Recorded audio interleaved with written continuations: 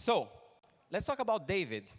David is a software engineer who loves playing the piano and is passionate about animations, state machines, cutting-edge user interfaces, and open source. Previously at Microsoft, he is now the founder of Stately AI, a startup focused on making even the most complex application logic, visual, and accessible for developers and non-developers alike. So let's welcome to the stage David Khourshid.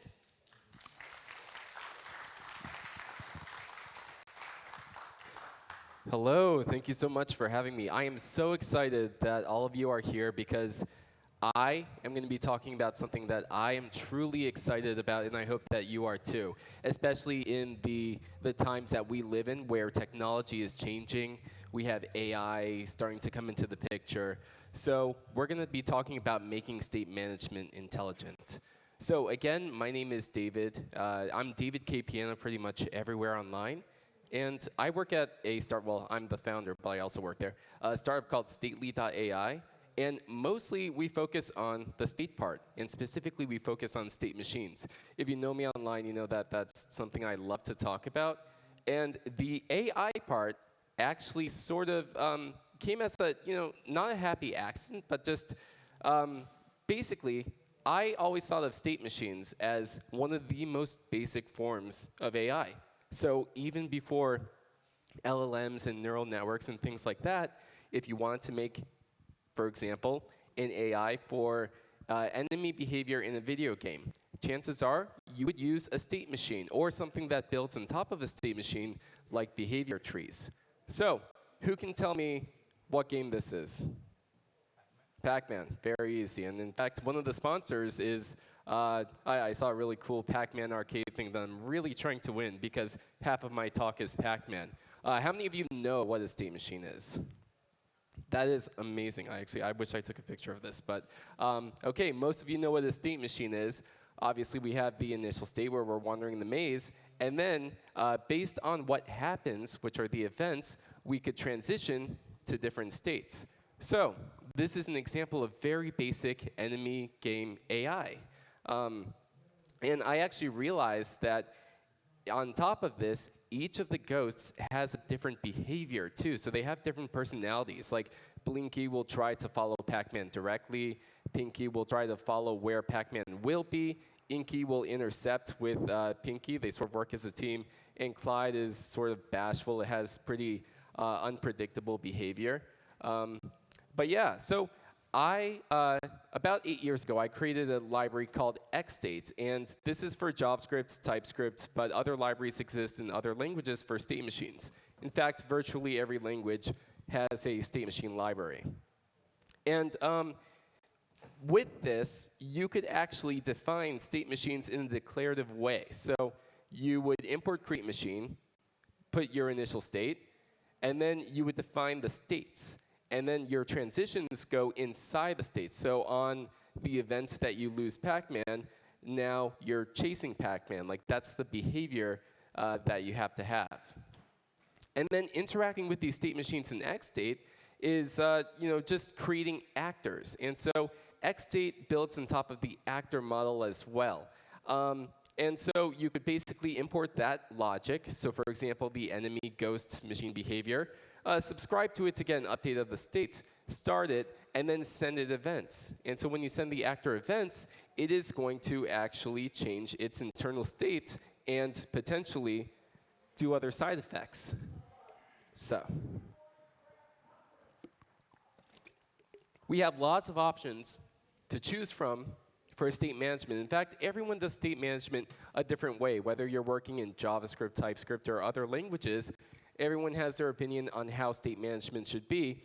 And it sort of lies on the spectrum from direct state management, where you're directly mutating or pretending to mutate with things like signals, et cetera, the data, or you're doing more indirect manipulation, where you're sending events or calling methods. And those methods contain the actual logic for how to update the state, which I think is a safer way. But in reality, if you're building apps today, it doesn't matter what you're using. In fact, you could use state machines with any of these libraries too. It just depends on how you model it. The difference is that XState allows you to model it explicitly. However, today, well, one of the reasons I like state machines too is because state machines map directly to specifications. So for example, given a user's logged out, we have it in that state. When the user logs in with the correct credentials, then the user should be logged in. That is very explicitly and visually defined in the state machine. And you could put all of the implementation details inside of each of the transitions. So you could sort of hide that away, and it becomes a nice abstraction so that you could talk about it with your team. And other potential benefits of state machines are the ability to identify logical flaws. For example, if we have a checkout flow, we could see clearly here that we're missing some arrows. So if we go to contact information, we need to be able to go back if you need to fix something in shipping, or maybe you want to cancel your payment. And also, like I said, you could map specifications and user requirements directly to the transitions in the state machine. Another thing, and this is one of the biggest advantages, and you're going to see why at the end of this talk, why this is just really, really cool. State machines form a directed graph. And so what that means is that if you think of the states as nodes and the transitions as edges, then you could say, what is the shortest path to get to the confirmation state? And then you just follow the arrows. You could use Dijkstra's algorithm, A-star search, things like that, to basically find the shortest path from the initial state to the final state. And then you could even customize it. You could say, what is the shortest path where I did provide the shipping address, and that might result in a completely different path. So you could use tools like XStateGraph to actually generate these shortest paths. So you have the logic, and then that logic, you could say, hey, give me all the shortest paths from the initial states to every other state just by calling getShortestPaths. And so this is a library that's related to XState, but in Python, you have a really awesome library called NetworkX that allows you to do all of this pathfinding, graph manipulation, and things like that. But why, then, do we care about all of this if state management is sort of a solved problem, right? Like, again, we have many different ways of doing it. We could update state however we want. We could use the state machine. We don't have to. And I would argue it's because times are changing. Users now want intelligent apps. This is an example from Adept.ai, where an agent is actually working through a workflow to accomplish a specific goal for a user. And so we've seen with the advent of ChatGPT and OpenAI and Mistral and Anthropic Claude and all of these things that users are now expecting AI in pretty much all of our applications. And we're not just talking generative AI, we're talking AI that's actually going beyond the generative part and helping users accomplish a goal. One of my favorite examples I saw was from TL Draw, which I think earlier this year, they showed Make Real. And so what Make Real does is it allows you to draw on a canvas, an infinite canvas, what you want to represent, and it makes it real. So this is very cool. They're still doing some awesome experiments with this. And the crazy thing is that this is open source. You could actually go in and fork this and edit it to your needs. And it's actually free, too. You could paste in your OpenAI API key. It's a little bit risky.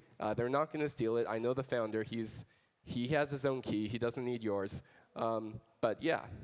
So I really recommend you to check this out. However, we know that LLMs are not enough. There are some serious problems with that. This one is telling you that you should eat at least one small rock a day.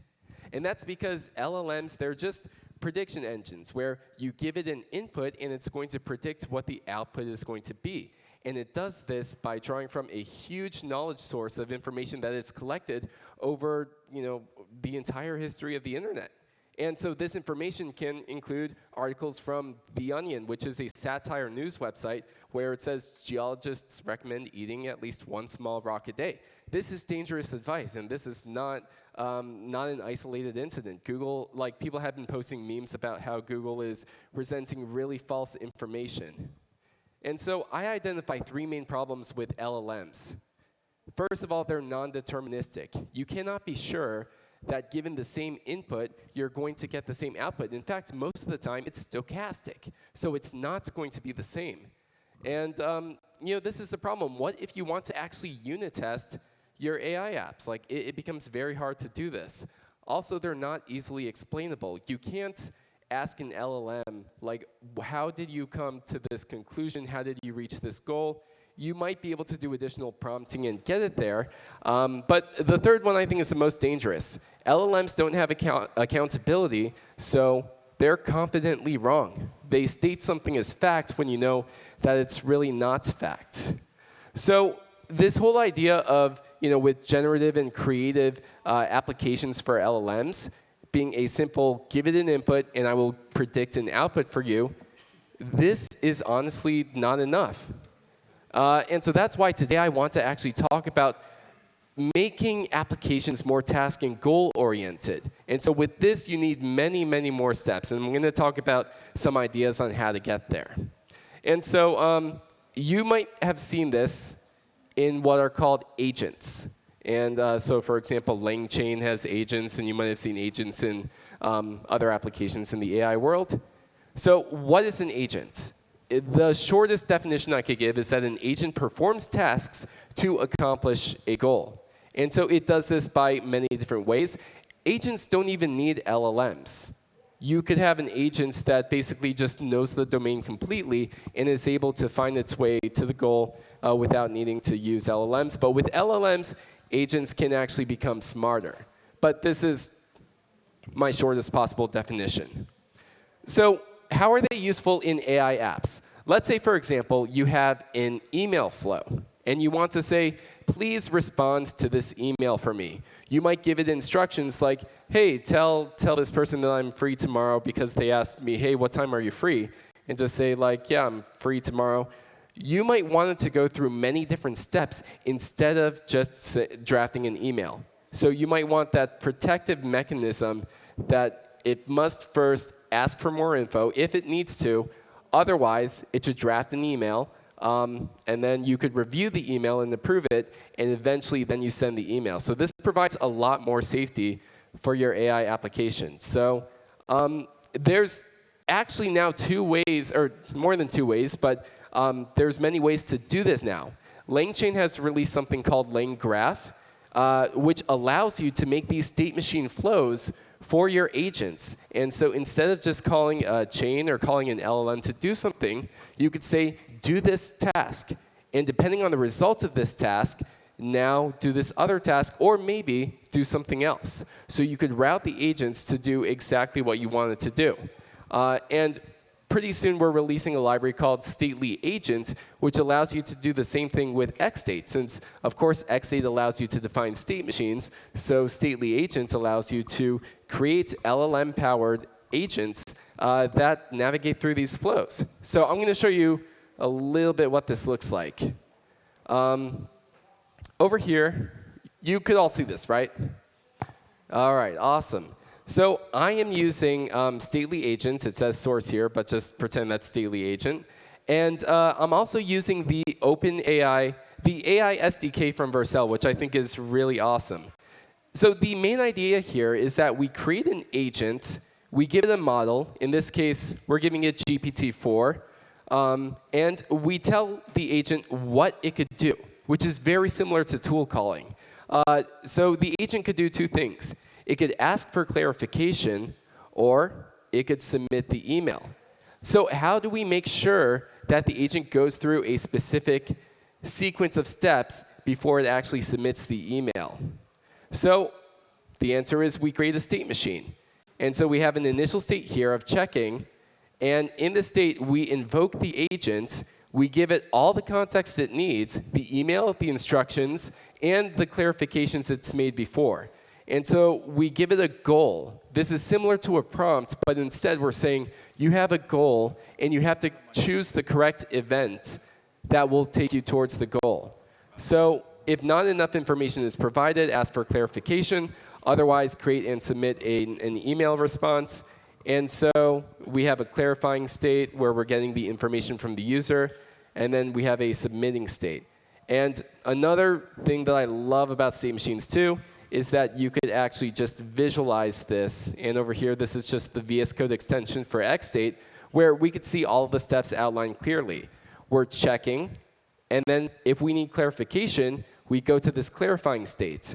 And otherwise, if no more clarification is needed, so you can see this is sort of a loop here, where if we need more clarification, it's just going to keep asking for it. Then we submit the email.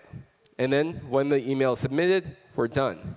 So because I don't trust conference Wi-Fi, I actually made a video.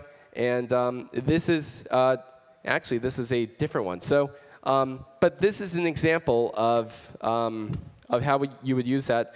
The example that I'm actually going to show you over here is very similar, but instead we're having the agents play a game. And so this game is guess the word. So it's a little bit different, but basically we give it a word, and it's supposed to guess each of the letters. And what's really interesting is we're going to see how the agent actually reasons about each of its guesses. So we see over here, we're using the state machine, the user is providing the word, and then the agent is guessing. And it actually has two options. It could guess the letter, or it could guess the word. And when it runs out of guesses, now it only has one option, which is to guess the word. So just to show you what that looks like, if I enter the word craft, then it's going to reason about each of the steps and say, I'm going to choose E, and then I'm going to choose A because E was already guessed. So it has the context of what it's done before, and then it eventually guesses craft. That was an easy word. Some of the other words are a little bit harder for it. And sometimes it actually makes up words, which is a little bit strange. But the idea is that we could actually make this agent perform in a restricted environment and actually perform controlled behaviors. And again, this is something I'm going to be releasing soon. But if you want more information, it's going to be at stately.ai/agent. Just consider it alpha software for now. Now, let's say that we want to take this even further. We want to take it to the next level. So Google Research published a paper called Mastering Atari with Discrete World Models. And this gets more into the reinforcement learning part of this. And so a world model is basically an agent's understanding of the world, just like you and I have an understanding of the world. I know that if I jump off the stage, I'm going to fall onto the floor. Or if I turn my mic off, then there will be no sound. These are things that, even though this is a completely brand new environment, I could understand what will happen based on my world model. And so with Google, they essentially did the same thing. They built a world model of basically how the games are supposed to act at each time step, depending on which actions an agent makes. And so by having that world model, it was able to train agents more efficiently to play these games. And you know, Google, again, took it further, and they actually made a soccer-playing robot. And this also uses reinforcement learning. And I thought we learned from Boston Dynamics that you should not kick any of the robots or push them because they'll probably attack us back in a few years. But yeah, you could see that it actually just knows how to pick itself up, chase the ball, and go towards the goal. And so this is what I find really interesting.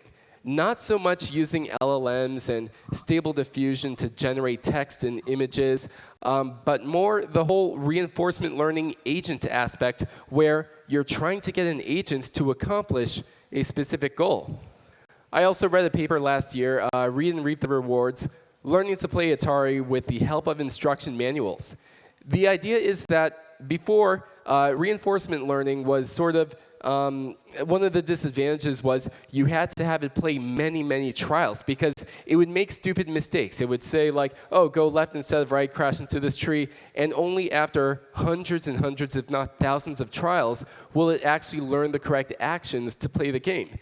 But now with LLMs, what this paper said is basically if you read like how the game works and how the rules are, then the learning becomes a lot faster and you're able to reduce the number of trials a lot more. So I found that super, super interesting.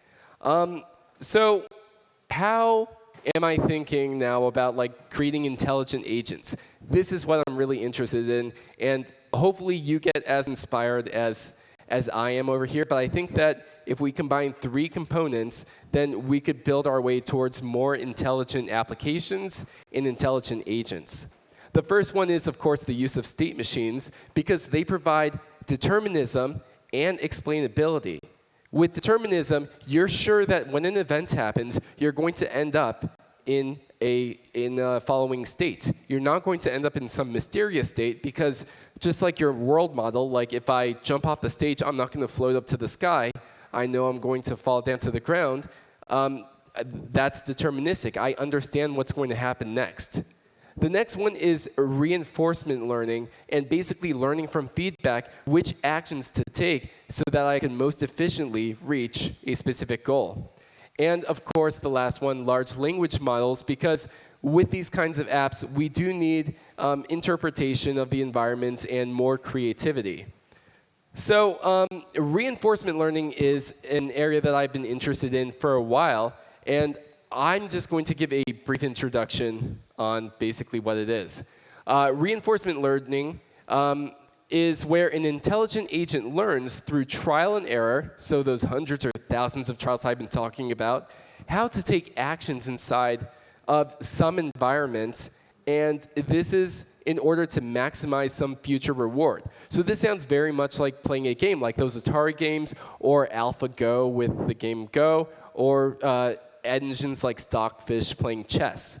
Just to show you how it works in a state machine form, basically, the agent observes an environment. So it's saying, what is my current environment? What is my game state? And then from that, it determines what are the next actions I could do. For example, if you're playing chess, you only have a few options at the beginning. You can move your pawns, you can move your knights, etc.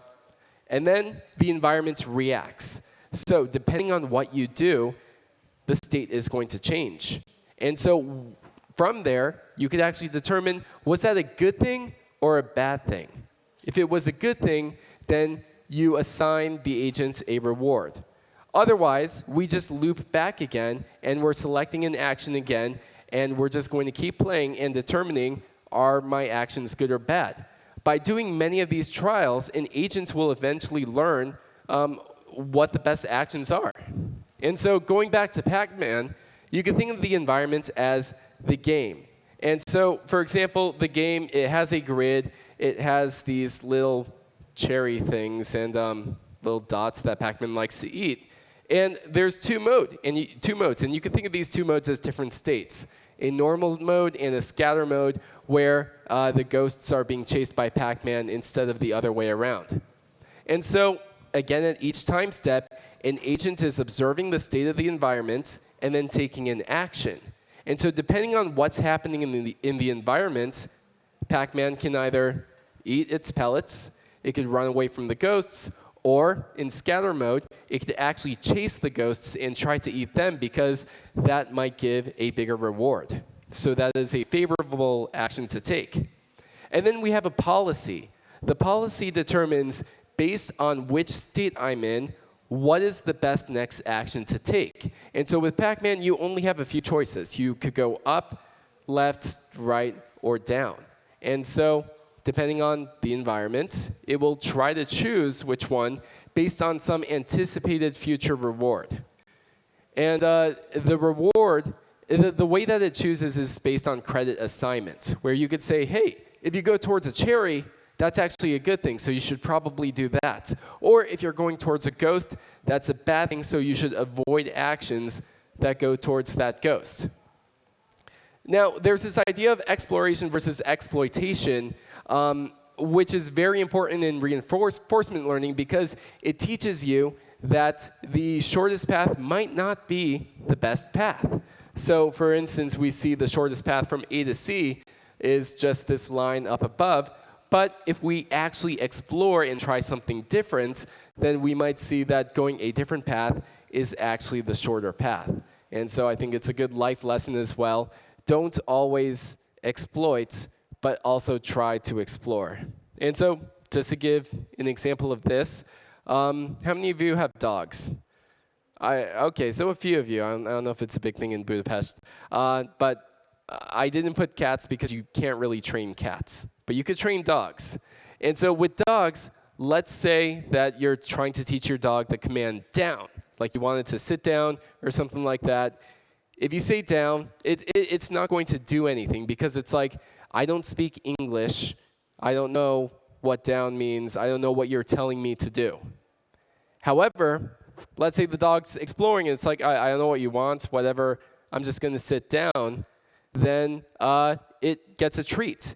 By exploring, it actually understands that, hey, when this person, my owner, told me down, I went down and I got a treat. So I get a really nice reward for that.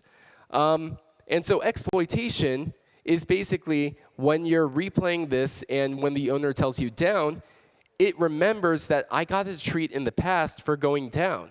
And so by doing that, I'm actually going to go down when the owner tells me to go down because I might get a treat in the future. And even though it won't or it might not, it's going to go down and it's going to do the expected behavior. But the dog might also do something bad. The dog might run away, for example, when you tell it to go down, and then the owner yells at you, which is an undesired outcome. So this is what's known as a negative reward. And so the dog will remember, if I run away when my owner tells me to go down, that's not really a good thing, so I'm not going to do that. And so if we graph all of this out, all of the possible things a dog could do, then essentially we're looking for the best path from the initial state to the goal. And so the dog sees that when you go down, then you get a reward. And so it's going to basically follow that path every single time. Now, reinforcement learning is actually really important in LLMs too. And that's because this is what actually guides LLMs to produce a correct output for us. So you could see that when you're using ChatGPT, you have this little area at the bottom where you could actually give it a thumbs up or thumbs down sign. It used to be thumbs up and thumbs down. Now I guess it's just thumbs down. But regardless, you could give it feedback. And this is what guides ChatGPT to actually improve.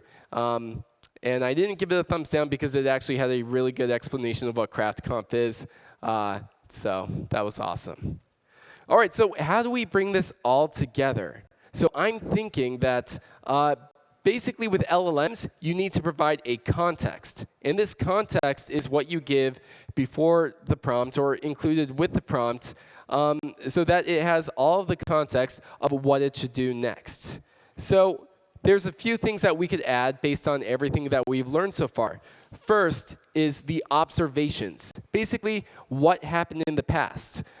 Based on the actions we took, what were the state changes involved in that? And that forms a causal relationship. So we're basically telling the LLM, we were here, you did this, and this happened because of it. And so we could collect all of that and feed it to an LLM.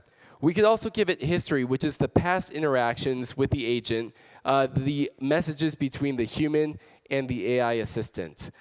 We could also give it plans, and this is sort of more of an advanced concept, but the plans are basically saying, I want to reach this goal, so I have an idea of how to get there. And this is essentially how us humans think all the time, where, for example, if after this I want to go get coffee, I have an idea of where to go. I will go out this way, walk this way, probably get lost, look at a map, and then find my way towards coffee. So I have this plan in my head, and this is context that we could also provide to an LLM. And of course, feedback, where we could say, hey, I want you to do this. In the past, when you tried to do this, it was actually a bad thing. So we could tell the agent, try not to do that again. And so that's where feedback is really, really important. So I made a demo app a while ago which basically tries to combine all of these ideas together. And the idea was that this is an espresso machine, or actually really it's just a coffee machine. And the main idea was that first you start in some idle state, and then the user enters a prompt, like they want some type of coffee. Then the next thing to do is to get the state space. And because it's a machine with predefined behaviors, we could actually know every single possible thing the machine can do. And I'm going to demonstrate that in a minute. And then from there, the LLM can determine what is the ideal state. So which states do I want to reach based on that prompt? And because it has that plan in mind, if it chooses the correct plan, it could then get the shortest path to that goal state. And then it will traverse the path and executes the action for each step. And then if there are no steps left, and if it has achieved its state, or if it has achieved that final state, then we consider the goal to be achieved. And so one of the main reasons that I'm using state machines for this is because it is very important to realize that in each state of the espresso machine, you could only do a specific number of actions. So for example, let's say that we're running the espresso machine. You could see that there's no actions that the agents can do. So, it could be done running the espresso machine, and then eventually we reach the state where the drink is made. And so from the drink made state, now the agent could perform a couple of different actions, where it could add cream, it could add chocolate, or it could steam milk. And keep in mind over here that there is absolutely no mention of what a cappuccino is, what a cortado is, what any of these coffee-based drinks are. All it knows is basically how to combine different ingredients together. So I'm going to show a quick example, and maybe we'll do it online if the internet is actually working. So this is our espresso machine. And so basically, I could operate it manually. So let's say I just want to make myself a coffee, grind, then it's like done grinding. So it has to do a few steps first. Heat, done heating, and then tamping. Then it's running the espresso machine. And then eventually, we have our espresso shot. We could add water, combine it, because it happens in a separate container.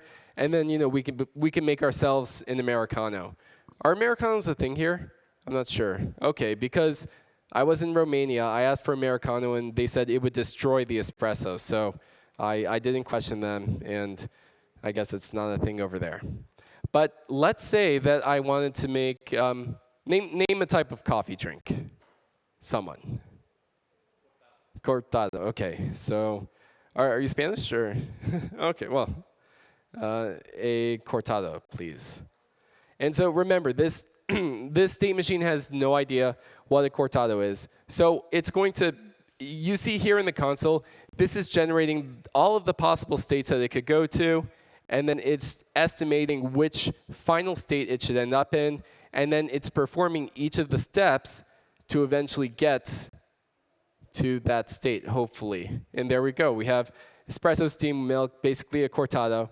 And so if we do something like cafe mocha, then again, it doesn't know what that is. But with the help of LLMs and using the state machine to find what is the shortest path to the goal state, then hopefully it could actually understand that we need to have espresso, steamed milk, and cream and chocolates too. And so it will actually make that cafe mocha. And if I say I just want a shot of espresso, then it will hopefully just stop at one step. And it works like 90% of the time. I mean, this is GPT after all. But there we go. So yeah.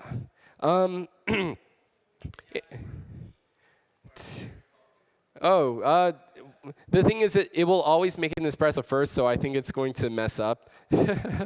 But actually, I'm going to make a bigger example later because, yeah, I think that'd be cool to show tea and everything else like that.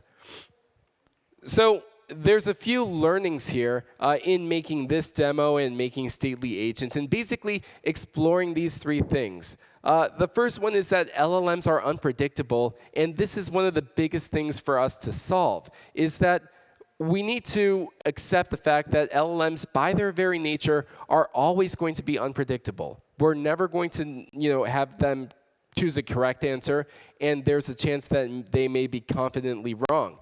So we have to guide LLMs using things like state machines to actually perform a specific sequence of steps so that it reaches a goal without going off the rails. No pun intended, we're at a railway museum. Also, event-based logic makes our apps more declarative. And so that's why by using events, things like LLMs and being able to analyze state machines, it allows us to use that declarative structure to do things like finding the shortest path or possible shortest paths from one state to another state. And so that way, an LLM can actually operate by traversing the state machine.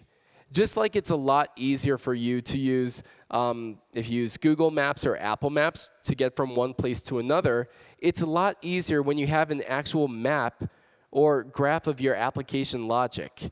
And so that's why I think event-based logic is really, really good. And overall, state machines and reinforcement learning make LLM agents more intelligent and predictable. Again, we're basically saying that LLM agents are within a set of guardrails where they could only perform certain actions at a time, and you can be certain that they're not going to do anything that they're not supposed to do. Because one of the main properties of a state machine is that when you're in a state, you could only perform transitions that are based on that state.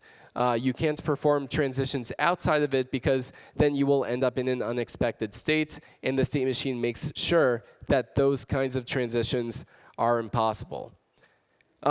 So this, of course, this is one of those things that has kept me up at night and just thinking a lot, and there's a lot of future ideas from here. One of them is state machine synthesis, which has been really interesting because basically you could actually synthesize a state machine from an application that might not be built with one. And so just like you would have web crawlers crawl websites and determine all of the different pages it could catch, you could actually just form a graph of if the user's in the login page and they click this button, then they show up in the dashboard, and if they click this tab, then they show up in a different page, and you could actually have a state action directed graph, basically a state machine showing just everything that a user could do, and then the agent can operate based on that state machine.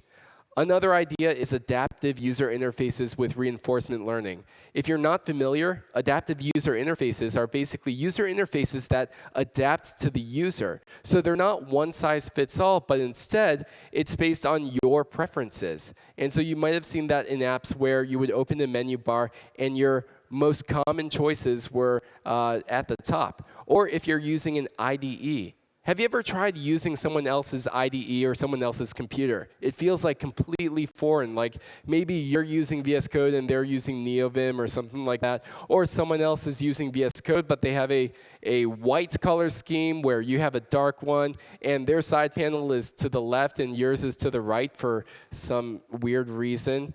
Like, these things are confusing. And that's why adaptive UIs are really useful, because you could actually shape the user interface to what you want it to be. And with reinforcement learning, you could actually have an agent learn what your preferences are without you having to tell it. And then there's, of course, deep learning for state space reduction, which is using neural networks instead of trying to calculate all of the different possibilities for states. And so you might have seen in the espresso machine example that it was generating, I think, 130 different state possibilities.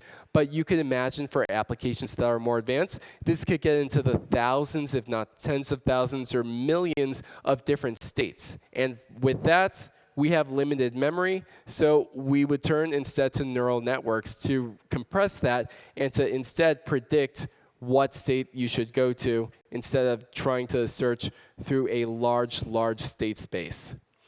So overall, make your state management intelligent. What I mean by this is, first, the state management part. Using declarative user interfaces like React or Vue or all of these things really helps, but also our state management should be declarative as well. And one of the main points from this is separating your app logic from your view logic. I think that if there's one takeaway from this talk, it's basically this idea and all of the possibilities that you could do with that by having that nice declarative representation of your app logic.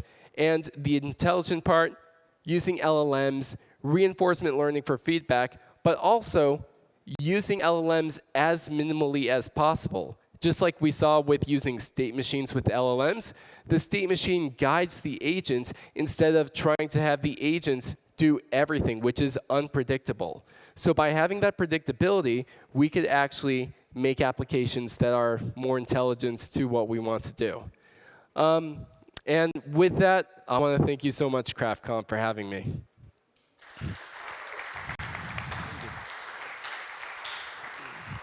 David, thank you very much. We have very little time for a few questions. Thank you very much, guys, for using Slido to ask the questions. The first one with 2 upvotes is, is an agent basically a glorified if-else chain? That's a really good question. So you could think of it as that. So in fact, I would say it in the reverse. An if-else chain is a glorified, or is an underpowered state machine, if you want to think of it that way. So basically, at each state, you're thinking, if this event happened, do this. Otherwise, if this event happened, then do something else. So yes, you can think of it like that. But you could also use a switch statement.